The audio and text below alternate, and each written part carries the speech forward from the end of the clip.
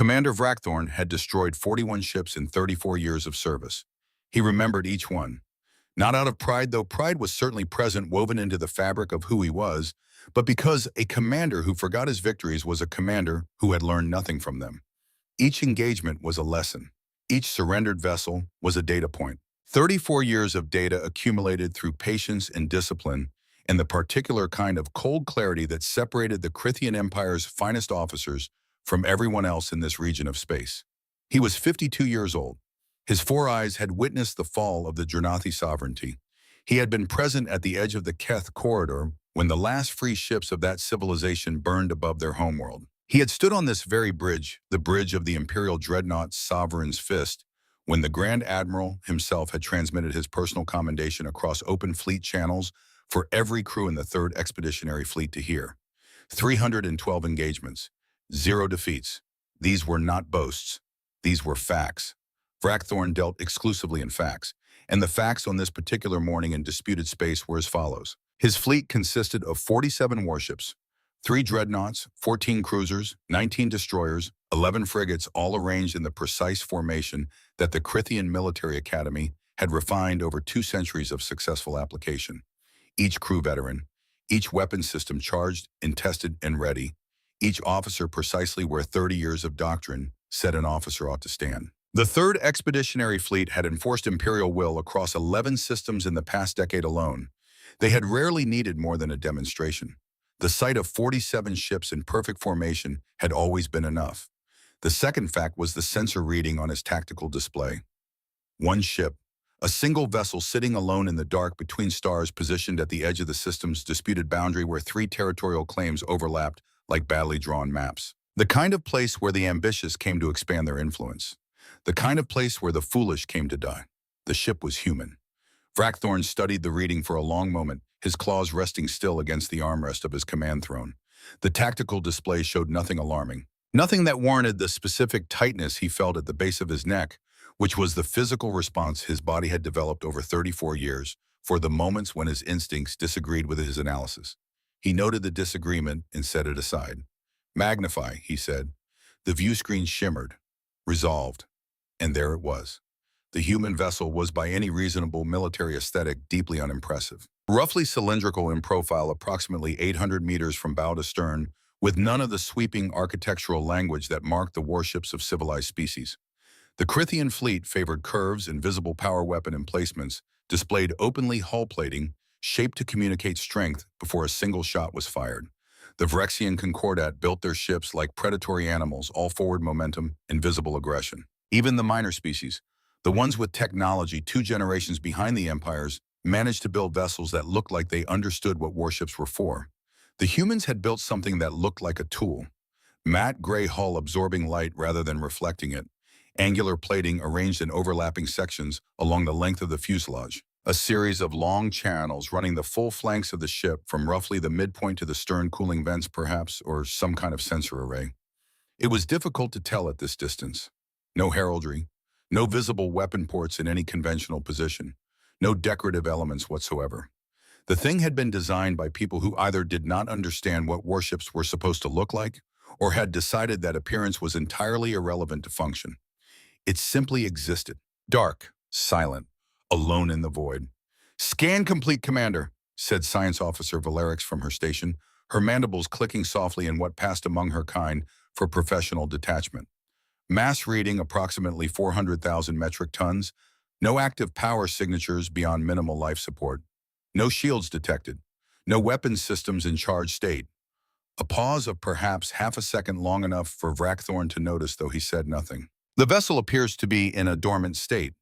A sound moved through the bridge of the Sovereign's Fist. It took Vrackthorn a moment to identify it because he so rarely heard it in professional settings. Laughter. Tactical Officer Krathsol turned from his console, his scaled face arranged in the expression he wore when mathematics was producing pleasing results. "One ship," he said, and there was a richness in the word that came from a man who had been waiting for this assignment and had always known it would go a certain way. "The humans send one ship to contested space, and it isn't even awake." More laughter from the crew, the easy, relaxed sound of veterans who had been here before.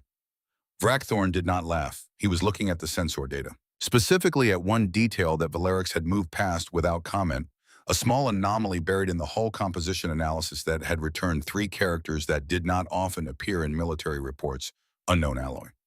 Not an approximation, not a close match, unknown. He filed it, not discarded. Filed in the precise mental archive he had been building since his first command, which contained every small detail that had ever preceded a situation becoming something other than what it appeared. Open a channel, he said. Standard hailing frequency. Channel open, Commander. Vrackthorn straightened in his throne. Human vessel. This is Commander Vrackthorn of the Imperial Dreadnought, Sovereign's Fist, commanding the Crithian 3rd Expeditionary Fleet. You have entered a disputed space adjacent to territory claimed by the Crithian Empire under 3 centuries of legal precedent. Identify yourself and state your intentions. You have 60 seconds to respond. The channel remained open. Silence.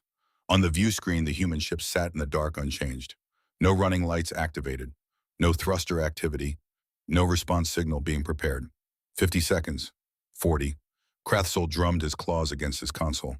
They're sleeping, Commander. They genuinely did not notice 47 warships arrive. 30 seconds. Then Valerix spoke, and her voice had changed in a way that Vrackthorn could not immediately name. Not alarm. Something more like the very first shadow of alarm, the moment before a trained mind recognizes what it's actually looking at.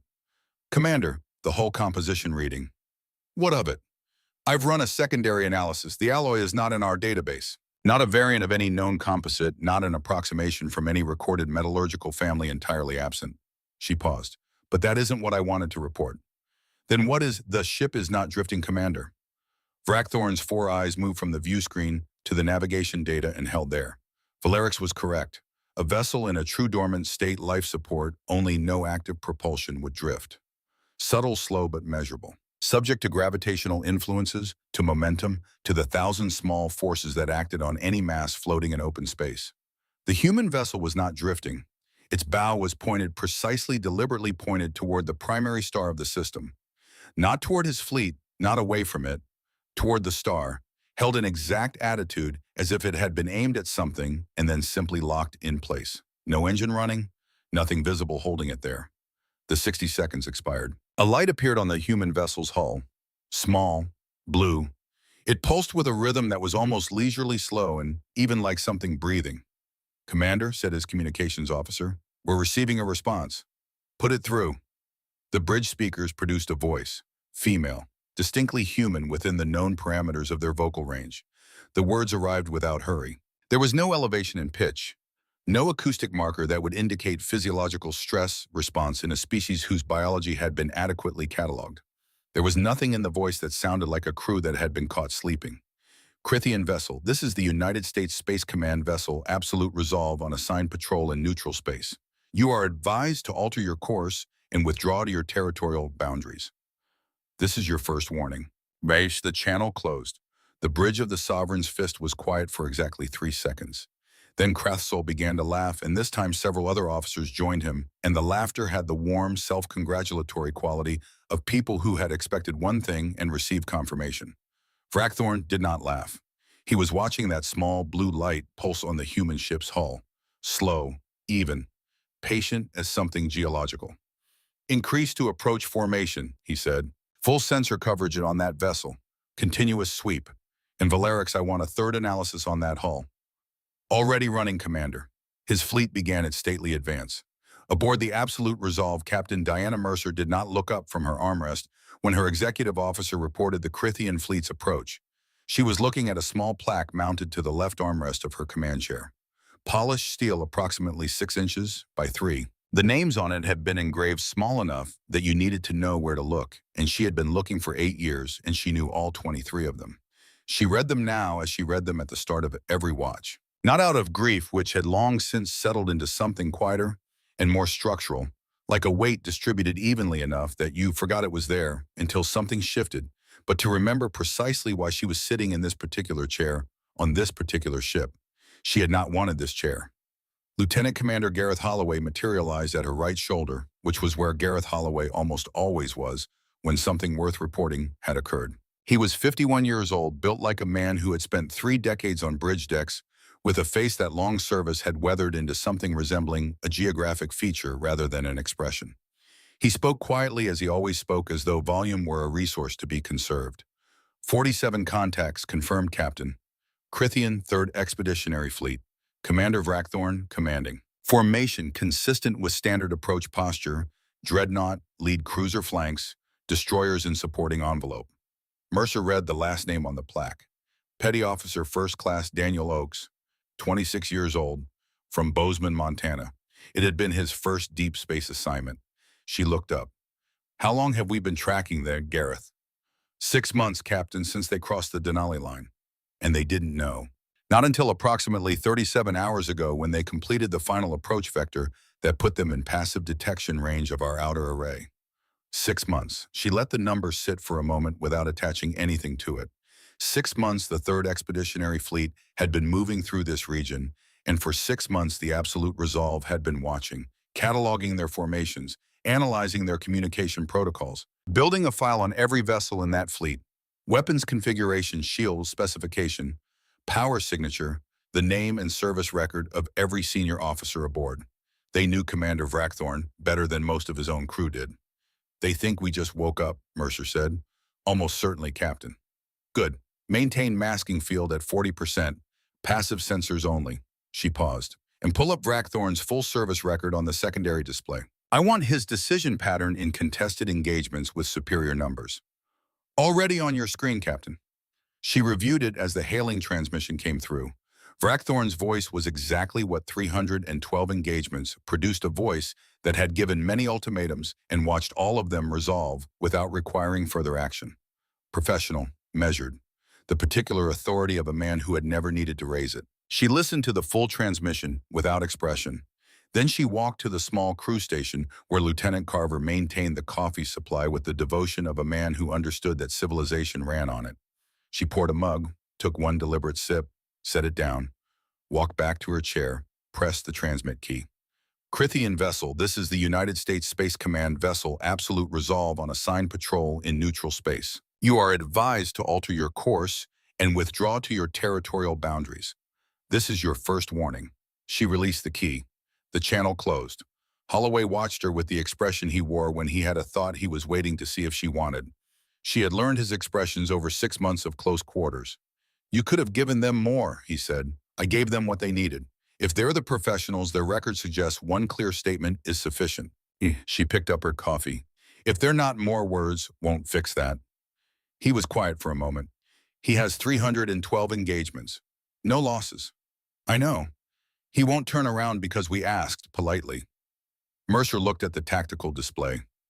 47 points of light moving in the slow, disciplined geometry of a fleet that had performed this maneuver many times before. She watched the formation with the same quality of attention she had used to read the plaque. No, she agreed, he isn't going to turn around. She did not sound troubled by this. She sounded like a woman who had expected exactly this outcome and had already decided sometime in the past 6 months of watching what came next. Aboard the Sovereign's Fist, Valerix was running her third hull analysis and finding that it disagreed with the first two in ways she could not explain through any instrument malfunction she had encountered in 26 years of military science work. The composition reading kept shifting, not dramatically, not in the way that would indicate sensor failure. The outer plating was generating a field effect that subtly, systematically interfered with her deep penetration scans. Not jamming. Jamming would have been immediately detectable, immediately categorizable. She had a protocol for jamming. This was something else entirely. This was like trying to read a document through glass that kept changing its refractive index. She noted it. She flagged it for Commander Vrackthorn's review. Then she found the data stream. Every vessel produced data telemetry system status, the endless electronic respiration of a working ship. In a dormant vessel, this stream was minimal, predictable. The Krithian sensors were exquisitely calibrated to read these signatures in a dormant human ship should have produced a pattern she could characterize in seconds. The Absolute Resolve was producing a stream she couldn't characterize at all. The volume was small, easily overlooked against the background radiation of the system. What made it impossible to categorize was its structure.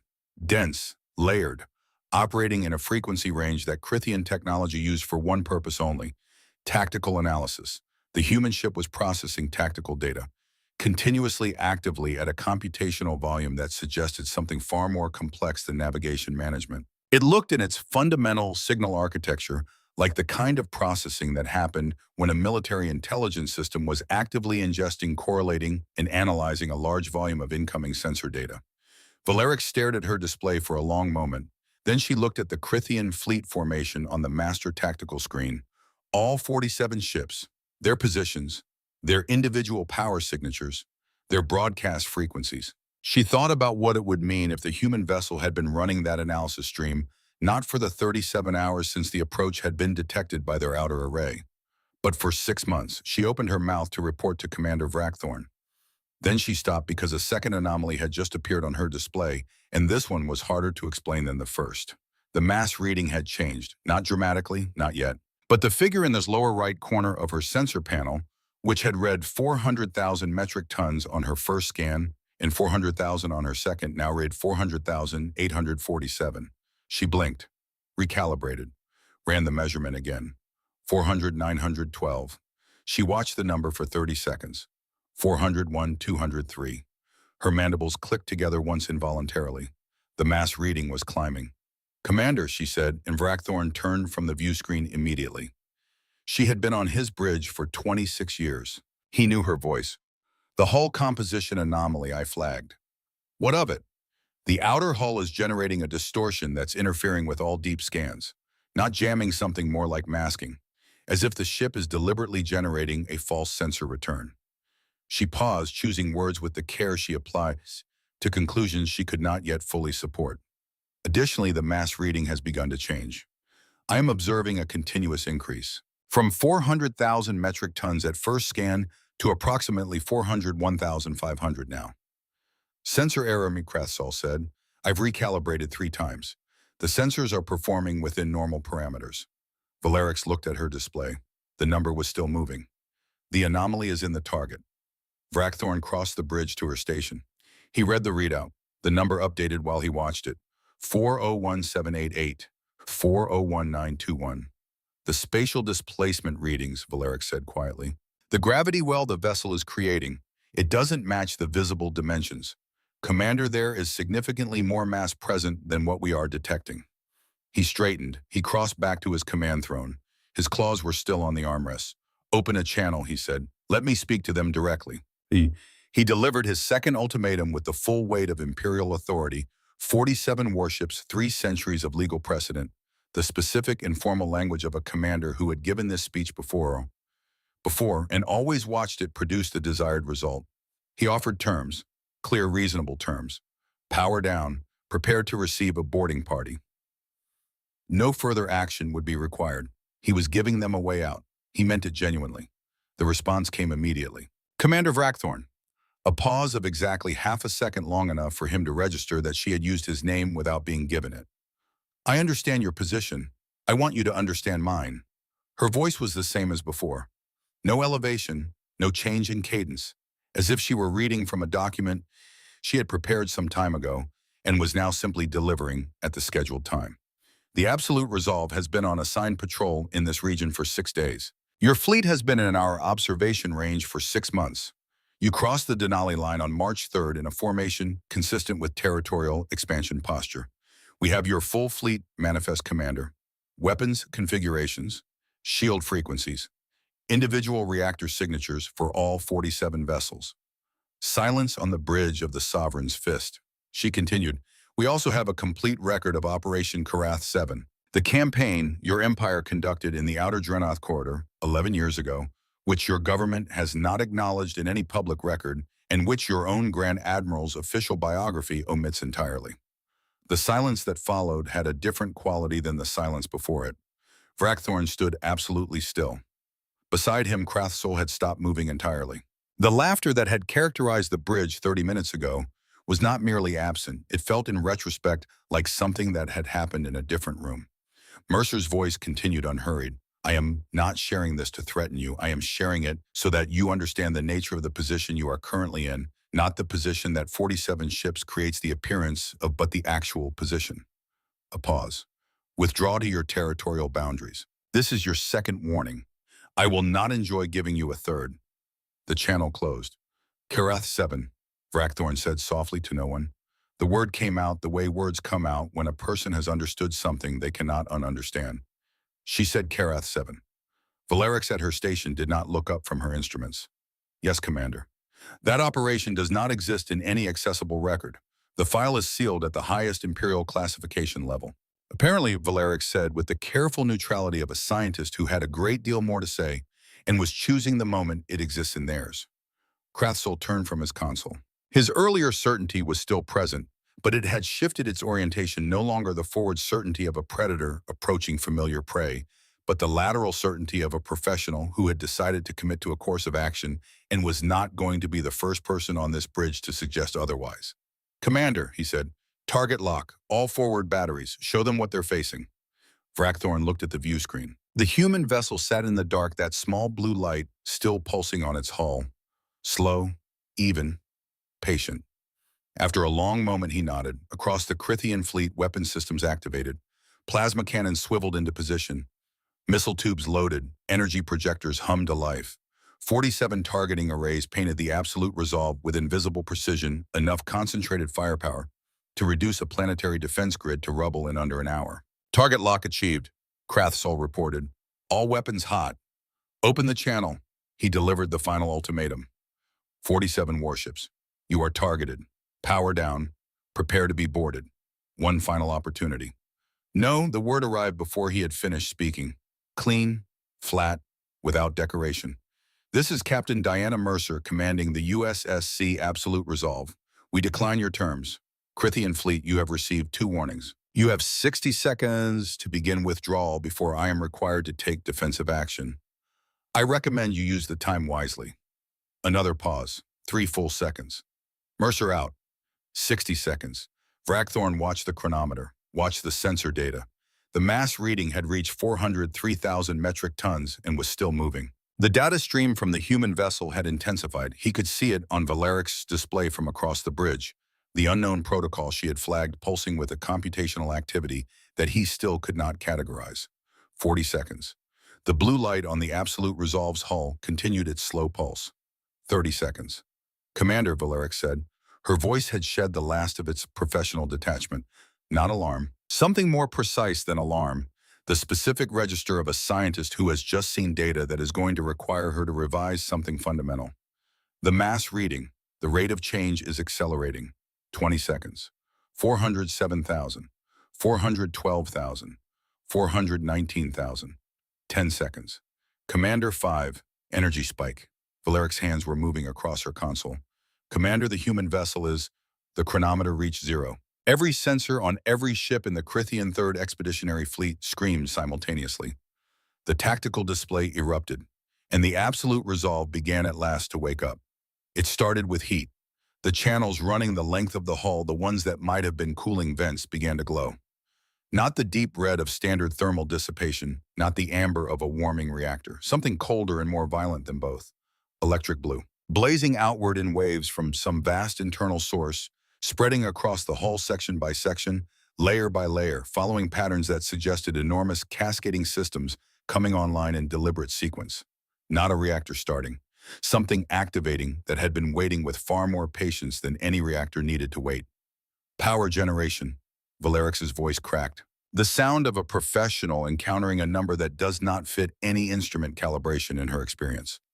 Commander, the output I'm reading would require a fusion plant 10 times the size of the Sovereign's Fist's primary core. This is Commander, this reading is not possible. The blue light intensified, and then the space around the Absolute Resolve began to change. Not the ship, the space itself. A shimmer appeared at the edges of the hull, spreading outward, not an energy shield in any configuration Vrackthorn had encountered in 34 years of warfare, not a deflection field or an absorption matrix, but something that made his sensors report helplessly that the geometry of the space immediately surrounding the human vessel was no longer behaving in the manner that space was required to behave. Shields, Krathsol asked. His voice was different now, stripped of everything except the question. No, I don't know. Valerix stared at her instruments. This signature doesn't match any shield technology in our database. It's not deflecting energy. It's not deflecting matter. She looked up at Vrackthorn with the wide eyes of someone who has just arrived at the edge of their professional vocabulary. Commander, it's displacing space. The shimmer intensified. The mass reading crossed 1 million metric tons. On the view screen, the human vessel was changing. Not moving, not maneuvering. Changing. The distortion was peeling away from the hull, like a curtain being drawn back by a deliberate, unhurried hand. And behind the curtain, behind the 800 meters of matte, gray hull that his sensors had cataloged, that his officers had laughed at, that he himself had approached with something very close to boredom, was what had been there all along. New mass reading, Valerix whispered. 2 million metric tons. 3 million. Commander, it's still. The view screen updated. The absolute resolve was not 800 meters long. It was 2,112 meters long. It had always been 2,112 meters long. And for the first time in 34 years of command, Vrackthorn felt something move through him that had no entry in his professional vocabulary. Not respect, not yet. Something that came before respect. Recognition. The recognition of a professional who has just understood completely and without the possibility of denial that he is not the most dangerous thing in this system, that he had never been the most dangerous thing in this system, that he had walked into a room whose dimensions he had entirely misread, and that the person who had let him misread them had been watching him do it patiently for 6 months. The number on Valerix's display stopped climbing at 4,300,000 metric tons. She stared at it for a long moment, long enough for her professional training to reassert itself over the simpler instinct, which was to push back from her console and put as much distance between herself and that number as the bridge of the sovereign's fist allowed. She was a scientist. She dealt in measurements and verified data and conclusions that could be defended under scrutiny. She had no idea how to write this report. The absolute resolve occupied the view screen the way a mountain occupied a landscape, not by moving or threatening or doing anything at all, but simply by the fact of its scale, which rearranged everything around it. 2,000 meters of hull segmented into sections she could now read clearly, each one a discrete architectural unit with its own power signature and its own thermal profile. 7 sections. 7 distinct systems, each the size of a significant warship in its own right, locked together into something that had been hiding behind 800 meters of optical deception and a low-frequency masking field. And yet it had hidden. For 6 months it had hidden. Vrackthorn stood at his command throne and said nothing for 11 seconds. Valerix counted them. In 26 years of working under his command, she had learned that his silences were where he did his clearest thinking. She waited for the calculation to finish. Valerix, he said, the data stream you flagged, the unknown protocol. Tactical analysis, Commander, running continuously. Based on the computational volume, I believe the absolute resolve has been processing full sensor coverage of our fleet since we crossed the Denali line. Krathsol turned from his console. Our counterintelligence protocols were designed to detect active scanning, Valerix said. They were not designed to detect a system that had already mapped our full sensor architecture and knew precisely which frequencies to avoid. The bridge received this without comment. All ships, Vrackthorn said, his voice carrying nothing of what he was thinking. Full combined strike. All batteries. Now. The void erupted. 47 warships fired simultaneously plasma bolts in converging streams, missiles in swarms of 40 and 60 energy beams from the 3 dreadnought, heavy projectors, kinetic rounds from the mass drivers, each one accelerated to a significant fraction of light speed. The concentrated output of the finest fleet in this region of space, everything directed at one target at one moment. It was the culmination of 3 centuries of Krithian military science. It was by any objective measure beautiful. It hit the absolute resolve spatial displacement field and ceased to exist. Not deflected, not absorbed. The weapons fire encountered the boundary of altered space around the human vessel and underwent a transformation that Valerix's instruments recorded faithfully and that her training could not explain. Incoming energy and matter met a region where local geometry had been modified, and in that modified geometry, the concept of the weapons continuing their trajectory simply did not apply.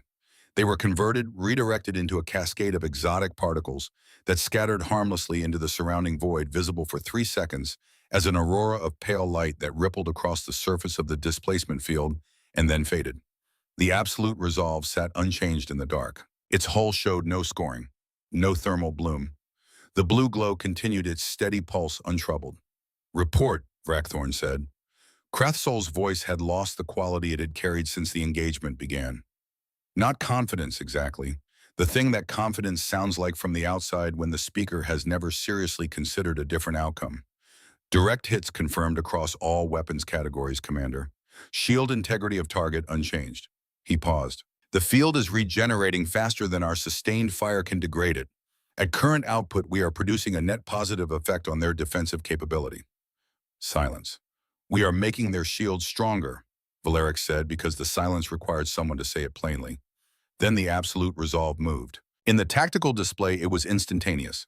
The vessel's position changed between one sensor sweep and the next with no intermediate data, no engine bloom, no thruster activity that would explain how a 4 million-ton warship had just pivoted 90 degrees in open space.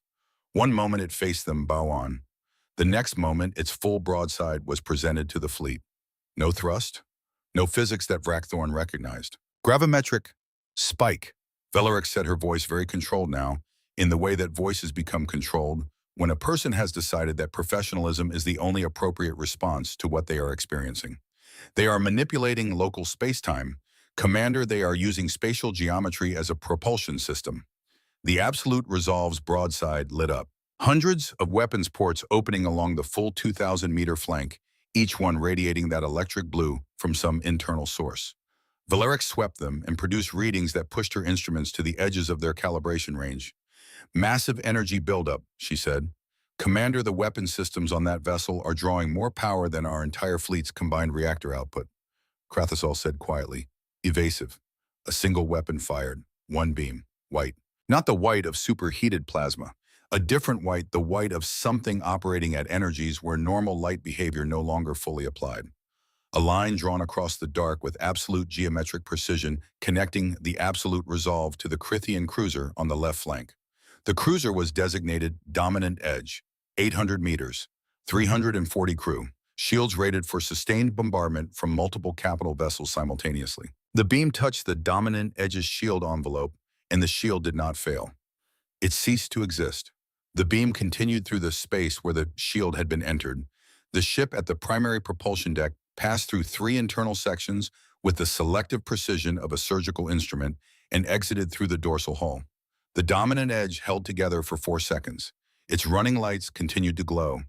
Its remaining thruster nodes continued to fire. Then the structural cascade reached the critical threshold, and the vessel came apart, not in the explosive disintegration of a reactor breach, but in the way that something comes apart when the forces holding it together have been methodically removed. Section by section, with a terrible quiet finality, the Dominant Edge was there. Then it was not. 340 crew. All ships evasive, Vrackthorn commanded, and the order was already unnecessary because the fleet was already breaking captains responding to what their view screens showed without waiting. The elegant geometry of the attack formation dissolved into individual survival decisions. A second beam. The destroyer Swift Retribution, which had the misfortune of being closest to a viable FTL jump point, initiated emergency jump the moment the Dominant Edge came apart, a sound tactical decision exactly what Vrackthorn would have ordered. The jump drive powered up. The hyperspace bubble began to form. The beam from the absolute resolve intersected the forming bubble. The intersection of a directed energy weapon at that magnitude with an active hyperspace formation produced a result that had no entry in Crithian military science. The bubble collapsed inward rather than outward, and the Swift Retribution imploded, crushed by the failed geometry of its own escape attempt, compressed into a fraction of its original volume before the contained energy released in a single pulse of light. Gone. 2 ships, 2 shots, 11 seconds. The fleet continued to fire, discipline and training reasserting themselves over the simple animal impulse to run because the officers of the 3rd Expeditionary Fleet were professionals, and professionals maintained their response protocols even when those protocols were producing no result. Plasma bolts and missiles continued to stream toward the absolute resolve in a barrage that would have been in any previous engagement so overwhelming as to render the outcome certain. All of it became light. All of it became Aurora. Vrackthorn watched his tactical display, watched his formation, decades of doctrine and practice dissolve into individual ships making individual calculations. Watched the absolute resolve hold its position with absolute stillness, not maneuvering, not accelerating, not responding to the fleet's efforts in any way that suggested it perceived them as a threat requiring physical reaction. Commander, it was Valeric's, and something had changed in her voice again. The targeting pattern. He looked. The 3rd shot had disabled the frigate Zealous Pursuit, not destroyed disabled. The beam had intersected the ship at one precise point, and the frigate drifted without power hull, intact, emergency beacons transmitting. The fourth shot had removed the primary weapons array from a cruiser without breaching the hull. The fifth had taken the engines from a destroyer, leaving it stationary and alive. The absolute resolve was not fighting the fleet. It was operating on the fleet, with the selective precision of a physician removing specific tissue without damaging the surrounding structure. They are choosing, Valeric said. Commander, they are selecting individual systems on individual vessels and eliminating exactly those systems. Nothing more. Krathsol turned from his console. The expression that had characterized him since the beginning of this engagement, the forward-leaning certainty of a veteran who had always known how this would resolve, had been replaced by something he wore differently. Something that sat on his face less comfortably but more honestly. They are not trying to destroy us, he said. No, Vrackthorn said. They are not. He made the calculation that a commander made when the fundamental assumptions of an engagement had been overturned. 3 ships destroyed, 6 disabled, 38 untouched, not because the absolute resolve lacked the capability, but because it had chosen not to touch them. Full fleet withdrawal, he commanded. Emergency FTL. All ships jump immediately. Calculating, his navigation officer stopped. Vrackthorn waited. Commander, the jump calculation isn't resolving. There's interference with the hyperspace approach corridor. Recalculate, alternative vector. I've run 9 calculations, Commander. Every approach vector within our operational range shows the same interference pattern. The hyperspace corridors are another pause. Blocked. Something is generating a gravitational disruption at every viable jump point in this system. We cannot establish a stable corridor. Krathsol said nothing. There was nothing useful to say. Vrackthorn looked at the tactical display. He looked at the 38 ships that were still intact, and the 6 that were drifting, and the expanding debris fields where 3 ships had been. He looked at the absolute resolve stationary weapons ports open the blue glow, steady and patient. They could not fight. They could not run. They were entirely and completely at the mercy of one human ship that had been waiting in this system long before his fleet arrived. Commander, Valeric's voice had the particular quality it produced when she had arrived at a conclusion she had tested from multiple directions and could not refute. The gravitational disruption. I've analyzed the signal characteristics. It's consistent with a dedicated gravimetric anchor, a device designed specifically to prevent hyperspace access across a defined volume of space. She looked at him. Based on its position and signal age, the device has been deployed for approximately 3 weeks. Who's 3 weeks? The absolute resolve arrived in this system 6 days ago, Vrackthorn said. Yes, Commander. The anchor was placed 21 days before the absolute resolve arrived, by a vessel we never detected. That positioned this device and departed before we arrived, before the absolute resolve arrived. She held his gaze. They knew we were coming here before we knew we were coming here. This was not a response to our arrival. This was a preparation that preceded it. The bridge was very quiet. The communication channel opened without his authorization. The human vessel simply overriding his communication system. Mercer's voice filled the bridge the way it had before, unhurried, measured, carrying the specific quality that Vrackthorn had been trying to categorize since her first transmission. He had it now. It was the voice of a person who had finished a task she had been working on for a long time and was now ready to discuss what came next. Crithian Fleet, this is Captain Mercer. Cease all offensive action. Your weapons are having no effect, and the engagement will not produce a different outcome with continued effort. You cannot jump. I need you to know that attempting a forced jump against the gravimetric anchor at emergency power will produce the same result you saw with the swift retribution. I am telling you this specifically so that it does not happen by accident. A pause. You cannot fight. You cannot flee. What you can do is listen. I am asking you to do that. Vrackthorn pressed the transmit key. You planned this, he said. Yes, Commander. We did. For how long? Long enough, she said, and then, Commander, I'd like to send you something, a data file. Please don't interpret the transmission as a hostile action. He nodded to Valerix. The file arrived on her station, and she opened it, and she looked at what it contained without speaking for a moment that extended past the comfortable. It's a sensor record, she said finally. Passive scan data, long-range, high-resolution, time-stamped entries beginning 6 months, 2 weeks, and 4 days ago. She read further. Commander, this file contains full vessel specifications for every ship in our fleet, weapons configurations, shield frequencies, crew manifests. She looked up. Our crew manifests are classified at the highest level of Imperial intelligence security. He understood precisely what she was telling him. The Empire's most protected operational information had been in possession of this vessel for 6 months, not through espionage, not through any failure of security doctrine, simply because a ship with the right technology and sufficient patience had sat in this region of space and watched and recorded and analyzed everything that moved through it from a distance that his entire fleet's sensor array had been unable to detect. The communication channel was still open. "Captain Mercer," he said, "Commander, the two ships I lost, the Dominant Edge, the Swift Retribution." He kept his voice level. This was a fact. He was dealing in facts. "You could have done that to all 47. Yes. But you chose not to. Yes. Why?" The pause that followed was the longest she had produced in the entire engagement. When she spoke again, something had shifted in her voice in a way that Vrackthorn could not fully characterize, except to recognize that it was the first moment in this engagement that she sounded like something other than a professional executing a mission.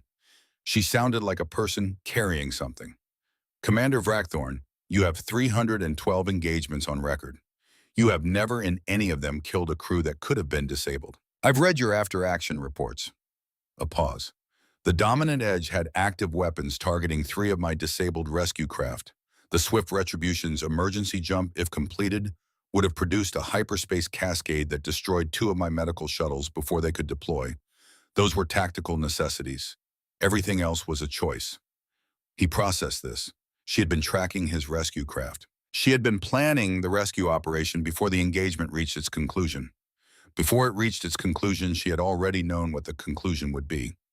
"Valerix," he said, "Commander, the data stream, the unknown protocol, what is it now that we have the full context?" Valerix worked in silence for nearly a minute. When she spoke, her words came with the careful precision of someone reading a result that she has verified from 3 directions before trusting. "Quantum entanglement communication. The absolute resolve has been in constant, instantaneous contact with multiple other sources throughout this engagement." She was reading the analysis as it resolved. "I'm isolating the individual signatures. Commander, there are 17 separate contact points, all broadcasting power signatures consistent with the absolute resolve's base configuration." 17 other human vessels, Krathsol said, and it came out quietly stripped of everything. "Positioned at intervals that provide full coverage of this internet system and the surrounding sector, all in active standby, powered low enough to avoid detection, powered sufficiently to respond." Valerix looked at the display. "Commander, we were not facing one ship. We were never facing one ship." Vrackthorn looked at his tactical display one more time. 47 ships. The most capable fleet in this region of space, against a single vessel and the 17 others quietly watching from the dark. Against a trap prepared 3 weeks before his fleet arrived by a vessel that had been watching his movements for 6 months, that had known the outcome of this engagement before his first weapon was fired. "Captain Mercer," he said, "Commander, before you tell me what comes next, there is one thing I need to know." He looked at the view screen. "At the 2,000 meters of gray hull, the blue glows steady against the stars. My science officer has been conducting a deep structural analysis. The masking field has dropped significantly. She is now getting clean readings on the interior surfaces." He paused. "She says there is writing on the inside of the hull." The channel was quiet for a moment. "Yes," Mercer said, "there is." "She says they are names." "Yes." "Human names." "Yes, Commander." A pause. The quality of it was different from all the others. Not the pause of a professional managing information flow, but the pause of a person for whom the subject is not professional. 62 million names. Every documented military casualty in human recorded history. From the first organized conflicts we can trace through the last war we fought before we reached the stars. A breath. We inscribed them on the inside of this ship because we needed to carry them, so that the people who operate her never forget what she was built to prevent. On the bridge of the Sovereign's Fist, Krathsol, who had not been silent for this long, in the entirety of Vrackthorn's experience of him, sat down slowly in his chair and did not say anything for a very long time. USS Absolute Resolve. The most powerful warship Vrackthorn had ever encountered, built on principles his empire did not understand, capable of dismantling his entire fleet without sustaining a scratch. Filled on its inside with the names of 62 million dead. Not as a monument, not as a declaration of strength, as a question asked of every crew member who served aboard her. As a weight carried in the dark between stars, so that the carrying of it would never become familiar enough to stop mattering. Captain Mercer, Vrackthorn said. Tell me what comes next. Captain Diana Mercer stood up from her command chair for the first time in 4 hours. It was a small thing, a physical action with no tactical significance. But she had learned over years that there were moments when the body required some acknowledgement of what the mind had been holding, and this was one of them. She walked to the tight forward viewport that curved above the primary display console and looked at what remained of the Crithian fleet. 38 ships intact, 6 drifting. The debris of 3 vessels expanding slowly outward in the dark, catching starlight and throwing it back in fragments. 912 people. Names she did not yet have but would obtain. She pressed the transmit key. Commander Vrackthorn, I want to tell you something about this vessel before I tell you what comes next. Not as tactical information, as context. She heard his breathing on the open channel, waiting. The Absolute Resolve was commissioned 11 years ago at the Bremerton Naval Yards in the state of Washington. It took 19 years to build. The engineering teams were drawing on work that had been in development since humanity's first FTL flight, and they were drawing on something older than that, the full accumulated body of military technology that our species built over 10,000 years of fighting each other. She paused.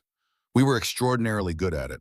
We had refined the science of killing to a degree that I think would surprise you, Commander, even after what you've seen today. She turned from the viewport and looked at Gareth Holloway, who was watching her with the attentive stillness he brought to moments that required it.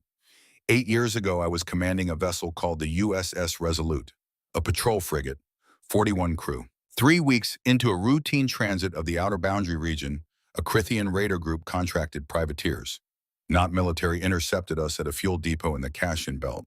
She said it plainly, no performance in it, just the facts delivered the way she had delivered every fact in this engagement. The Resolute was not built for what happened next. The engagement lasted 9 minutes. She was quiet for a moment. I survived because the command section had independent life support, and the raiders considered it not worth the time to breach before they left. 18 of my crew survived for similar reasons. 23 did not survive at all. The open channel carried nothing from Vrackthorn's end. I requested a transfer to administrative duties. The request was denied. 6 months later, I was offered command of the Absolute Resolve, completing her final trials and needing a captain. I told the Admiral I had no interest in commanding the most powerful ship our Navy had ever built, that I would rather spend my remaining service years processing logistics requests at our facility in Colorado Springs. She walked back to her command chair and sat down. Her left hand rested on the armrest plaque. He told me that was precisely why I was the right person for it, that the wrong kind of person would have wanted it. The channel was quiet for a long moment. Captain, Vrackthorn's voice carried something that had not been in it at the beginning of this engagement. The professional structure was still there that was built into him at a level that would not change. But underneath it, something had shifted in a way that made the authority sound less like the confidence of an undefeated commander, and more like the harder, quieter thing that confidence becomes when it has been honestly tested. The Raider Group. Yes. Crithian privateers. Yes. A silence. When he spoke again, the words came out with the care of a man who understands that some things need to be said regardless of whether they are operationally relevant. I'm sorry. She had not expected that. She sat with it for a moment. I know you didn't order it. I've known the difference between an empire's policy and a contracted privateer's decision-making for 8 years. She looked at the plaque. That's not why I told you. I told you because I need you to understand that the person in this command chair has personal reasons to want to use this vessel in ways I have chosen not to use it. And that choice is not weakness, Commander. It is the entire point of the ship. Holloway at his station was looking at his console. She appreciated that. Commander, she said, I'm going to give you 3 options, and I want you to hear all of them before you respond. I'm listening. Option 1, you continue the engagement. I will disable every remaining vessel with the minimum force required. I cannot guarantee 0 additional casualties at sustained engagement distances, but I will make every effort. She kept her voice level. Option 2, you attempt a forced jump. I have already told you what the gravimetric anchor will do to a jump attempted against it at emergency power. I am telling you again so that it does not happen by accident, and because I would rather say it twice than lose any more of your crew to a misunderstanding. She paused. Option 3, stand down, power down all weapons, hold position. Within 12 minutes, you will be contacted by a USSC vessel that has been on station in this system for the past 48 hours. She will provide medical assistance, emergency power, and engineering support to your disabled vessels. Your wounded will receive full care. When your fleet is ready to travel under its own power, you will be given free passage back to your territorial boundary and a full diplomatic communication package addressed to the highest level of your government. A silence that was different from the ones before it. A medical vessel, Vrackthorn said. You set on station for 48 hours. Yes. The engagement began 4 hours ago. Yes. You positioned a medical vessel here 44 hours before we exchanged fire. 48 hours before, she said. The positioning was completed before we had a confirmed intercept timeline. She kept her voice level. We have been monitoring the 3rd Expeditionary Fleet for 6 months. We identified your probable arrival window in this system 7 weeks ago. The gravity anchor was positioned 3 weeks ago. The Prairie Wind. Our medical vessel arrived 48 hours before the engagement because that is standard USSC protocol call for any operation with expected casualties. She let that settle. We prepare to heal before we prepare to fight. In that order, always. The channel was quiet for nearly 30 seconds. When Vrackthorn spoke again, his voice had completed something. Stand down, he said, not to her, to his fleet. The command went out on his fleet-wide channel, and she heard it clearly across the open connection. All ships, this is Commander Vrackthorn. Power down all weapon systems. Maintain position. Prepare to receive assistance. Across 47 power signatures, weapon systems went cold, first individually, then in groups like fires being extinguished one by one and then all at once. Mercer released a breath that she had not entirely realized she was holding. She pressed a different key. Mercer to Prairie Wind. You're clear. Proceed at your discretion. On the far edge of the system, a vessel that had not appeared on any sensor display for the past 48 hours became visible.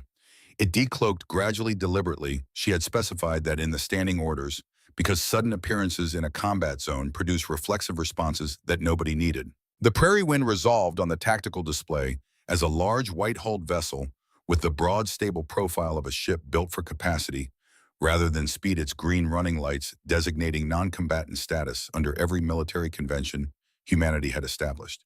It moved toward the Crithian fleet with the steady, unhurried progress of a ship that had been designed to arrive. Vrackthorn on the open channel said nothing for a long moment. Then, she was already here. Yes, Mercer said, she was already here. The medical teams, the supplies, all of it prepared for Crithian wounded. Our medical staff have been studying Crithian physiology for the past 4 months. The pharmaceutical inventory includes compounds compatible with your biology. The surgical systems have been calibrated for your anatomy. Another silence. 4 months, he said. The words came out slowly like a man measuring them as he spoke. You were preparing to care for my wounded 4 months before you knew if there would be wounded. That is correct, Commander. On the secondary display, a communication request had appeared from Colorado Springs. Holloway had flagged it without interrupting. She acknowledged it with a gesture. Commander, there is one more thing I need to tell you about what else was in the system during the engagement. 17 vessels, he said. Valerix confirmed the quantum entanglement signatures. Yes, 17 vessels on the system perimeter. She pulled the manifest onto her display. 4 of those were combat capable. The other 13 were not. 2 were additional medical ships. 3 were diplomatic vessels carrying fully credentialed representatives authorized to negotiate and ratify territorial agreements on the spot. 8 were long-range reconnaissance platforms with no weapons at all. She let him work through the arithmetic. You did not come here to fight us, he said slowly. We came here prepared for every possible outcome. Fighting was one of them. It was the one we worked hardest to prevent. A silence that was different from all the previous ones. Not the silence of shock, not the silence of recalculation.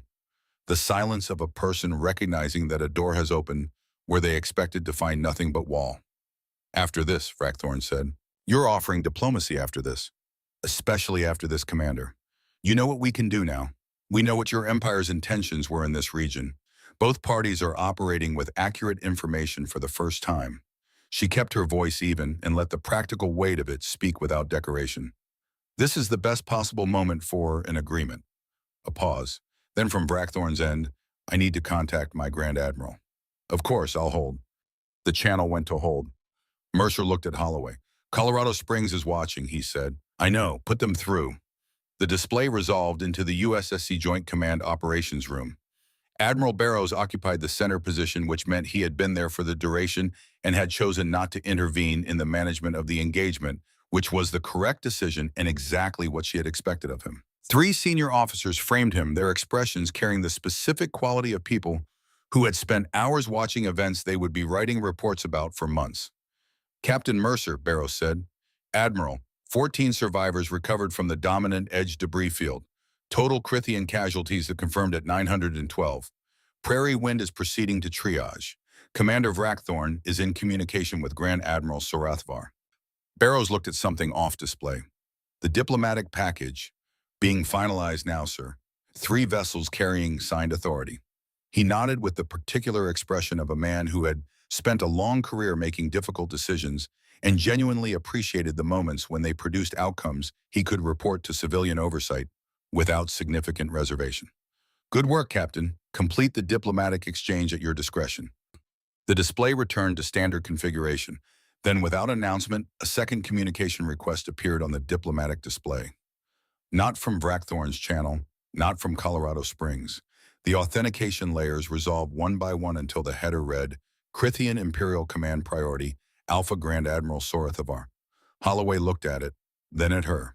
He said nothing. She pressed accept. The display showed a room she knew from intelligence files, the Crithian Imperial Command Operations Center. A figure occupied the center position, Grand Admiral Sorathvar, older than his official portraits, 4 eyes with the particular quality that comes from decades of making decisions about other people's lives at scale.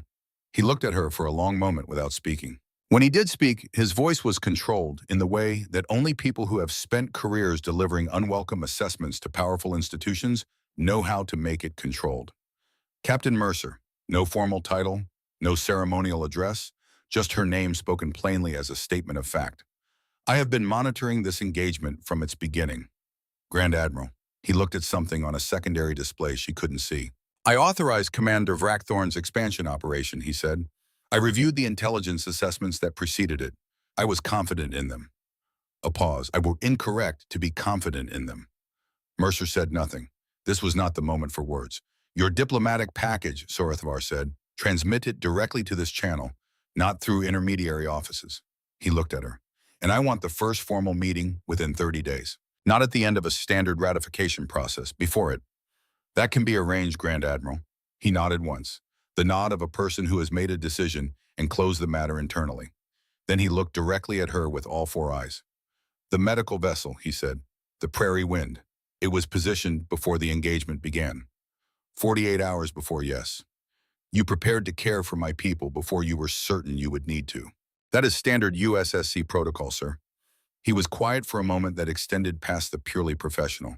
When he spoke again, something had shifted in his voice in a way that could not be attributed to any diplomatic calculation.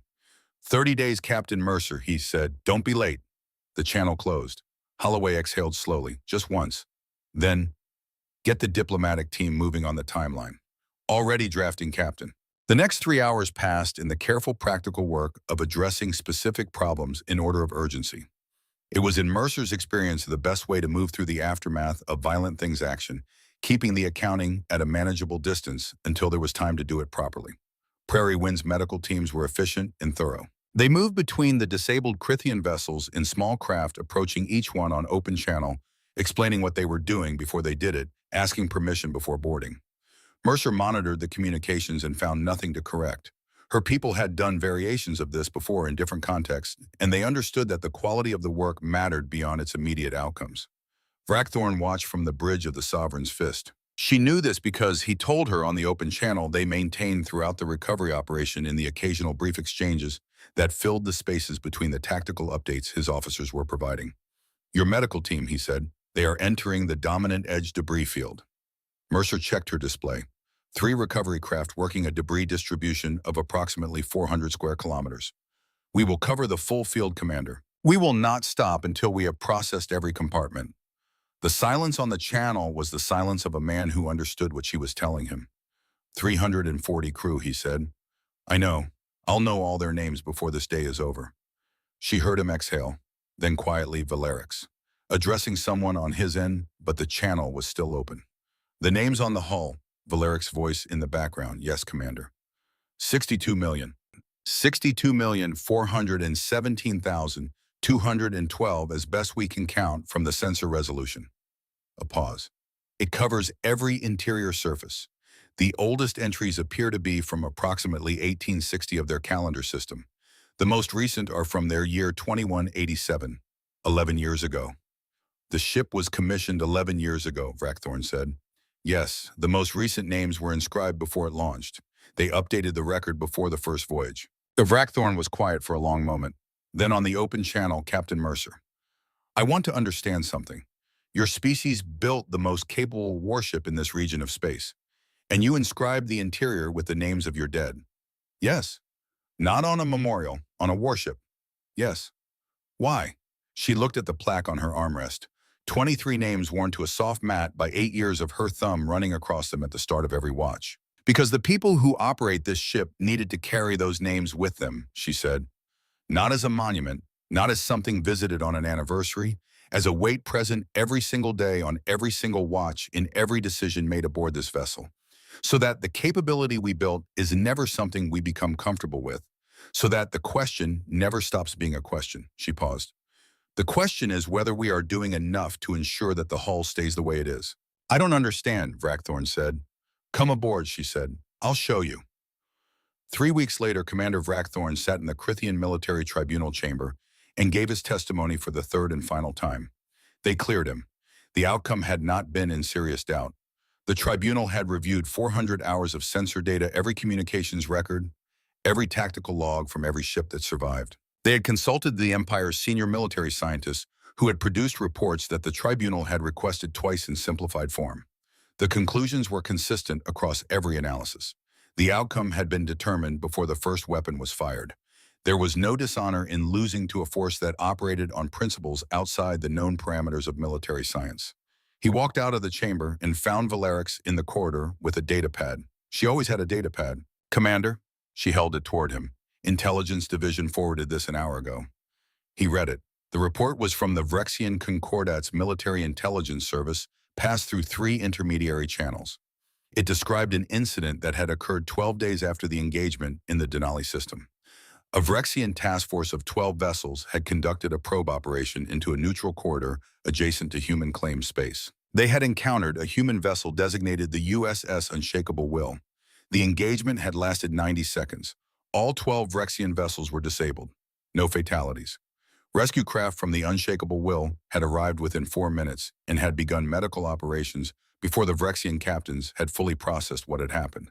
The report included the Unshakable Will's USSC classification. Light patrol frigate, smaller than the Absolute Resolve by approximately 30%, rated for single-vessel patrol operations in low-traffic border zones. The entry-level deployment. He handed the pad back to Valerix and looked out the window of the military complex at the sky above the capital, which was the same sky it had always been. They're everywhere, she said. Yes. Along every boundary, every neutral corridor, every region where an expanding power might reasonably probe. She held the pad in both hands. Commander, I've been modeling the quantum entanglement network based on our engagement data.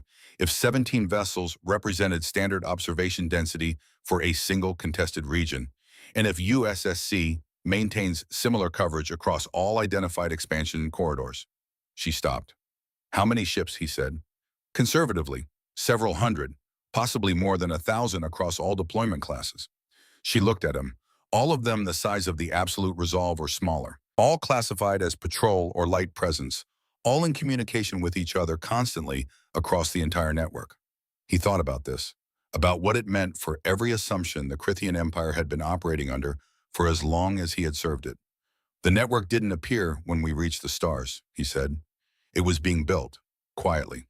While we were expanding, while we were enforcing, while we were completely certain we were the primary military power in this region. They were building something that we never noticed because we never looked in the right direction.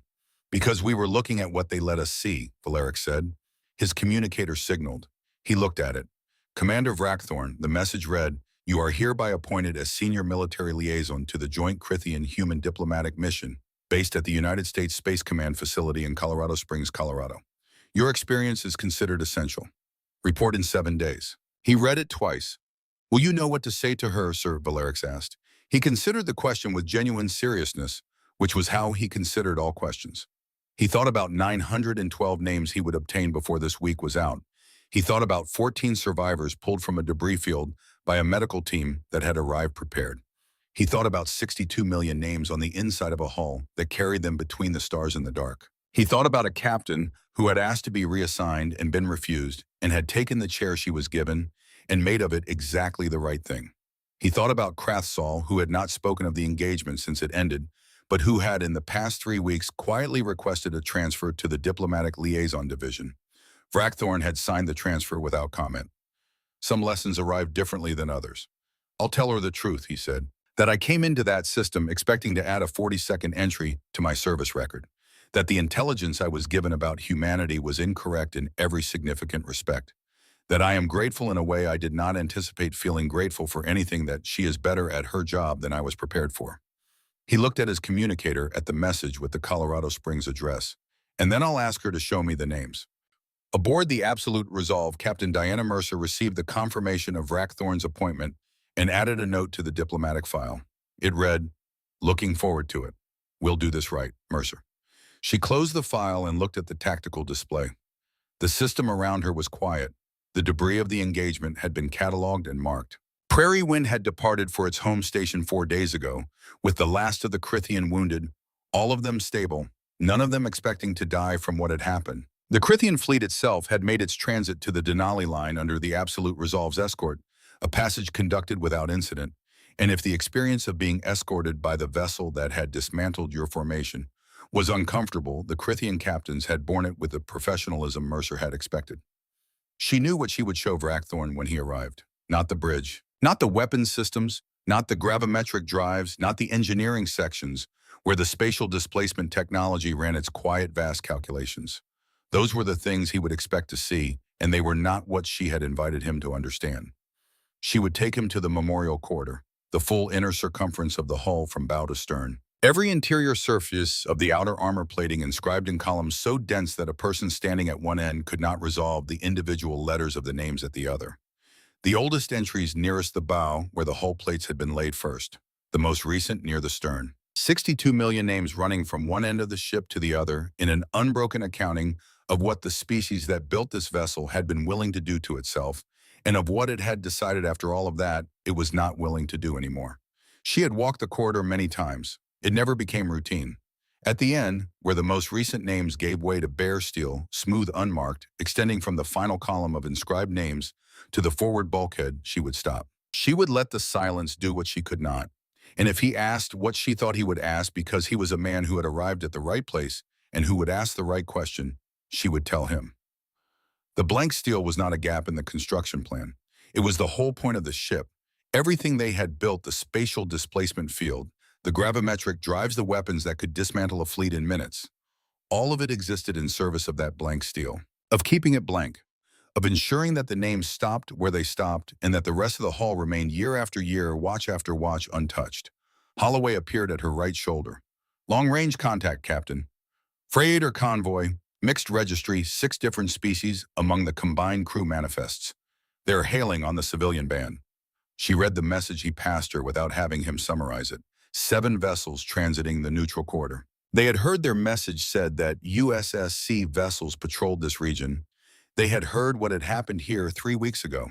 They were requesting an escort to the corridor exit point. They said they would feel safer. Mercer read the message twice. 7 vessels, 6 species.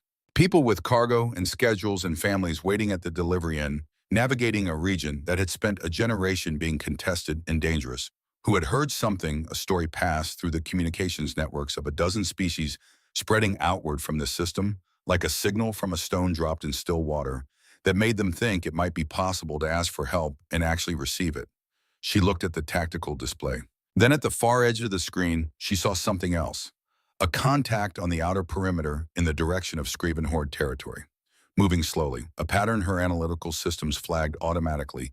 Systematic, methodical, the specific movement signature of a probe gathering the information that preceded a different kind of movement.